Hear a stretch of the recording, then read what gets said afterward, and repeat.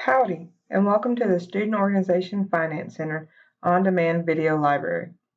This video will cover the processes of making a deposit at the SOFC. Let's get started. Let's start off by talking about what a deposit is. It is simply the process of placing collected organization funds and putting them in your SOFC account for later use. This policy is set by Student Rule 41.1.3. This rule states that all funds of a Texas A&M student organizations will be deposited into the Student Organization Finance Center or with the University Fiscal Department. It goes on to state that the deposit should be made within 1 business days after collection. In complying with this rule, petty cash runs are not permitted for student organizations, and funds collected must be deposited into the SOFC before they can be spent in support an event or the organization. All funds must be deposited into your SOFC account first before using the funds. An example of a violation of this rule would be collecting cash from members for the purchase of organization t-shirts and using the cash to pay for the shirts. This rule is in place to protect the integrity of all organization monies are documented through their account. This best practice prevents fraud and misuse of organization monies. Anytime you make a deposit into your SOFC account, you will use the SOFC deposit slip. These are only available in the SOFC and cannot be found online. The first section identifies the student organization making the deposit, along with the account number, sub-account number, and the name and contact information of the person making the deposit. Section A, Cash and Checks, breaks down what is being turned into the SOFC. Cash denominations are broken down along with the number of checks and their total.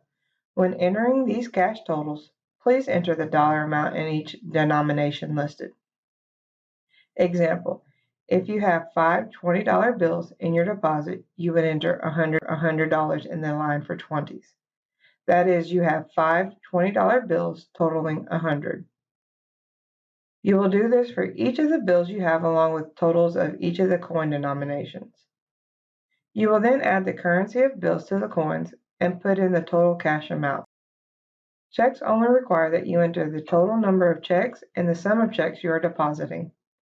Later I will talk more about processing checks for deposit, but let's go on with the deposit slip.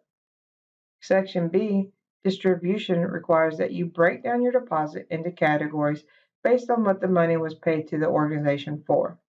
It is possible that one deposit may be divided among multiple categories. Keep in mind that this section's total will not be greater than the total deposit listed in Section A. Section A and Section B should have the same total if all funds are accounted for. With the deposit slip completed, there are some important things to note when making deposits at the SOFC. You need to allow 2 business days for funds to become available after making a deposit. In other words, you need to wait at least 2 business days after making a deposit before you will see the funds in your account balance and be able to use the money for payments. All deposits made after 3 p.m. are processed on the next business day. If you are trying to have access to funds as quickly as possible, your deposit needs to be made before 3 p.m. Anyone can make a deposit into your student organization account. There are no signatures required or any forms of authorization needed to make a deposit. So in this case, no officer or advisor is needed. Let's take a closer look at the checks and how to endorse them for a deposit. First, make sure you have all the necessary information on the front of the check. This should be done when you receive the check, long before you prepare the deposit.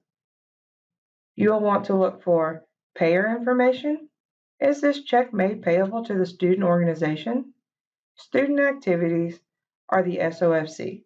Checks made payable to TAMU will require further documentation.